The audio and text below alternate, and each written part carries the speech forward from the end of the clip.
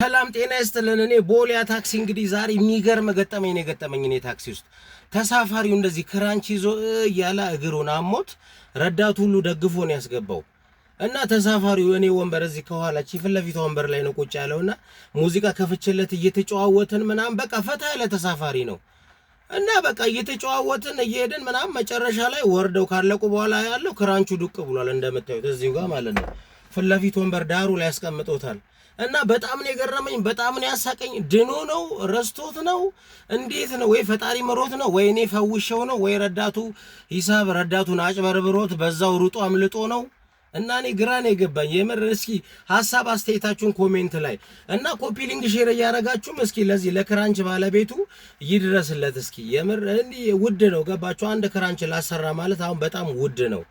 እና በጣም የገረመኝ ገጠመኝ ነው የዛሬው የታክሲ ላይ ገጠመኝ። እና ይህንን አካውንትን ፎሎ ማድረግ እንዳረሱ ፋሚሊያንስ ይመቻችሁ።